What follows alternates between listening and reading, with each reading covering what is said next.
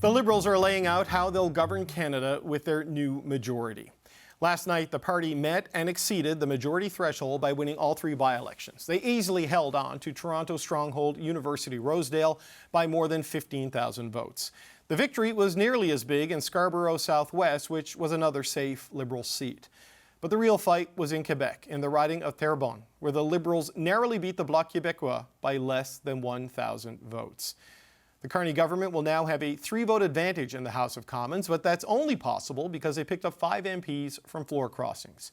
Today, the Prime Minister faced questions about whether that makes his majority illegitimate. We live in a parliamentary democracy. Canadians elect deputies. Deputies vote with their conscience and support the program that they see best for their constituents and for the country. So not considering calling an election? Not considering calling an election. Absolutely. I think very clearly Canadians want government to govern, to take action. Joining me now is François-Philippe Champagne, the Minister of Finance. Minister, good to see you again. Thanks for giving us some time today. Good. Welcome back. Thank you, sir. Mark Carney said today that your majority is thanks to by-election voters, but the seats that you won last night, those were seats that you held. And I know Terrebonne, typically a Bloc seat, but you didn't need Terrebonne for the majority. So why should Canadians feel comfortable that you now have a level of power as a majority government built mostly on defections rather than the general election? Well, what I see in the result yesterday, first of all, you have to accept that with humility and confidence. I think the result of yesterday shows something, is that Canadians understand the plan we've put forward, Budget 2025, generational investment in housing, infrastructure, competitiveness, our defense, and also understand the times we live in. If 2025 was the year of uncertainty, I would say 2026, we've seen it's very volatile, very complex. It's a serious moment. They want serious leadership. They want a serious prime minister, and that's what we're offering. And I think that is rallying. I mean, if you and I were walking in the street, David, the result you saw in the by-elections would largely reflect what I hear on the street when people stop me and they say, we understand what's going on. It's very complex. You guys have a plan, strong at home, strategic abroad, and it's delivering dividend. You've seen today the International Monetary Fund has said that Canada is forecasted to have the second fastest growth in the G7, almost twice as much as Germany or Japan. So that is telling you something. The numbers speaks for themselves. We are on the right path. We have strong fundamentals, but this is work in progress. So we need to keep at it and work with Canadians to make sure that we build the Canada strong together. Look, I know in a Canadian general election in our system, people don't vote for a specific majority or minority government. They vote for members of parliament. We elect a parliament, and then a government is formed. But it was the defections, the 5 defections, that put you over the top here. And in those particular ridings, 4 Conservative, 1 NDP, people voted for a specific party, a specific brand, and may feel frustrated about what has happened here, certainly in those local areas. The Conservatives have criticized the legitimacy of the government you've now formed. How do you defend what's happened to voters? Well, this is how our system works. If people, I'm not surprised that people on the other side of the bench are soul searching. When you see what we've put forward, look at today, we reduce the fuel tax for Canadians, giving them a break of $2.4 billion, the time they need it most, to give them a boost and a bridge towards the time that our economic plan will pay dividend to them. I think if you sit in the opposition bench, you look at what we're doing, investing in infrastructure, investing in housing and defense, innovation. You see the numbers coming from the International Monetary Fund and others. You see this is a plan that is working, and I think it's a plan that brings unity. This is Canada for all and all for Canada. And I think, to your question, I'm not surprised that they're soul searching because they have to represent their constituent, but I think their constituent understand also the world is changing, and we need to do things at speed and scale never seen before. What the change we're seeing, you and I and people watching, is quite unprecedented. Some go back to 1945, some to the fall of the Berlin Wall, but there's clearly something going on, and we need to be united, and we need to do things at speed and scale not seen in generations. So I think that's the reflection that's going on, and why you've seen people coming across and say, I want to be part of that story. Okay, so the floor crossers and the by-election holds will give you enough seats to form a majority government. So once those results are certified and those MPs are sworn in, that's when it happens. But You won't automatically gain control of parliamentary committees, which the Prime Minister criticized today for showboating because of changes to the standing orders that were made at the beginning of this session. Do you intend to move right away to redraw the standing orders to give the Liberals a majority on parliamentary committees? Well, listen, I leave that to the House leaders. You know, there's a process to do that. But three things. We said we would govern with humility, we will govern with confidence, and we will govern with ambition as well. And I think the committees need to reflect the will of the House, and you've seen we have a majority. That's going to be reflected in committees. But what the Prime Minister, and I was next to him when he said that, is that there's serious work to be done at committee. There's substantive work to look at legislation, to make sure they can improve legislation. We said we will listen to colleagues, we'll listen to Parliament, we're listening also to the Senate.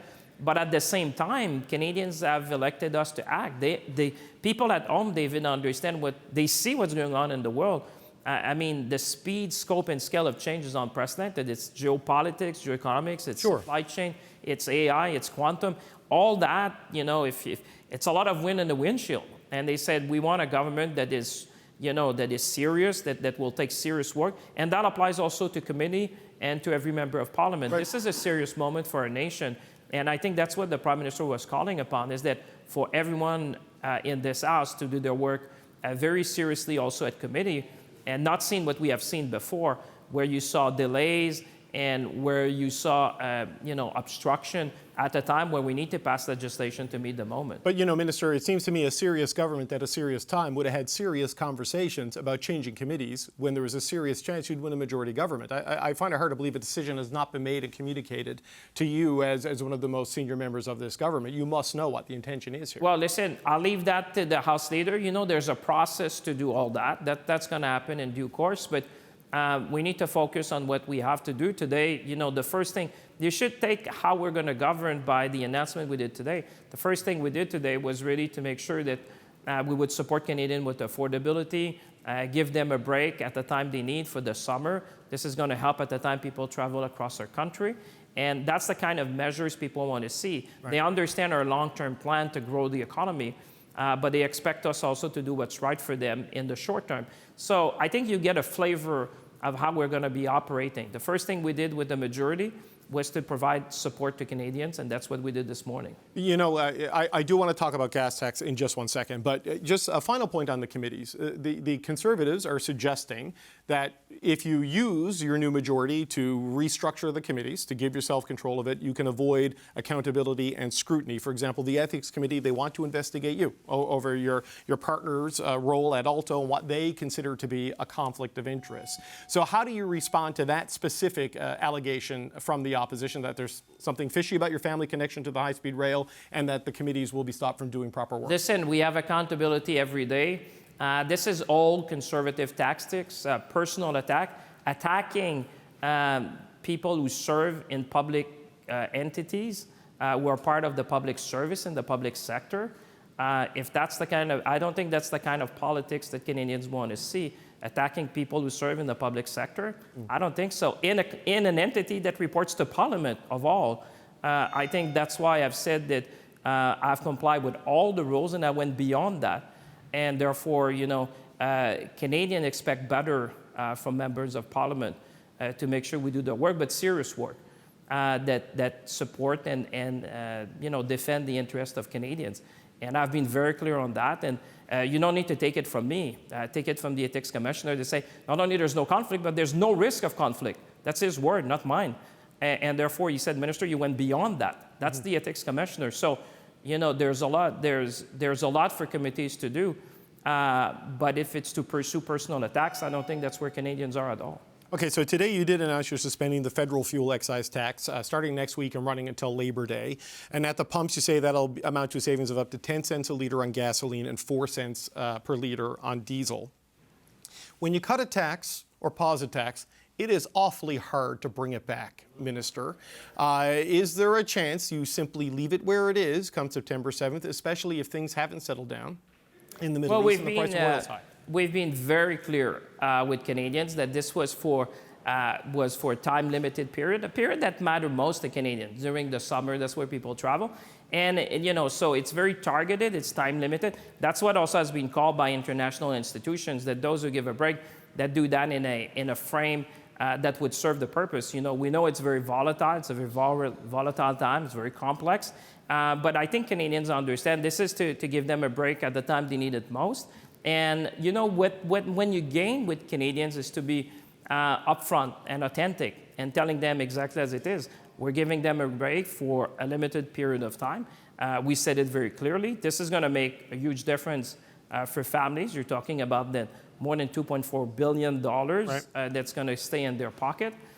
So this is a positive sign, and this is also a sign how we do things. And we do something that's going to help Canadian family, but at the same time, that is fiscally responsible. That's what they expect from us. Right, but the people don't need a break because of the calendar. They need a break because of the conditions caused by this conflict and the blockading of the Strait of Hormuz. So if some of these conditions persist, could the break on the excise tax extend beyond the time-limited date you put up there? Because the conditions may not improve. We've been very, very clear. This is a time-limited measure. This is at the time where Canadians need it most, because summer travel is where you see things happening. And most travel, I would say, in the country. And it's that at the right moment. You know, it's very volatile, very complex, but you know, we do what we say. We've been very, very clear with Canadians from the get-go to say this is a temporary measure. We know that, you know, the oil price has improved revenues. The impact of oil price has improved our revenues. But at the same time, we're going to use these revenues part of these revenues to support Canadians. And I think people appreciate that. You know, we've been very clear, very upfront. And that's the kind of engagement. You know, you should take that from a majority government. First thing we do is to give a break to Canadians, and that's serious, I would say, government at a serious time, you know. Because when you're in the opposition, it's easy to say whatever you want, even false allegation. But when you're in government, you have to make sure that what you say is responsible. And that's what we show to Canadians. One last question, Minister. You've set the date for the spring economic update, April 28th, I believe, 1 year from Election Day. I know you're not going to tell me the details of it this far in advance, but can you inform Canadians on what to expect broadly in the trajectory? You were looking at a deficit, I believe, $78 billion. That was a projection. With what's happened in the Middle East, with what's happened globally, is Canada on a better path now when it comes to the deficit, or a worse path? Well, listen, I'm afraid you'll have to wait until the 28th to see the exact numbers. But one thing I can say is to go back where we started, David, you and I, which is to state that the Canadian economy is on solid ground, that I have confidence. You have to be prudent because things are complex. But I might say that the message from the International Monetary Fund, it's almost like a vote of confidence, say that Canada is the second fastest growth in the G7. That means the plan we put forward in the budget is paying dividend. And like I said, this is an international agency that look at all the economies and single out Canada for the strength of our plan. So we will continue, and in the update, obviously, we will provide the Canadians the latest numbers. But at the same time, it's going to be in the continuity to make sure that we build a Canada for all, and we're all for Canada. And I think that's kind of the spirit that you feel in Canada these days. Finance Minister François-Philippe Champagne, thank you for your time today, sir. Always a pleasure. Thank you.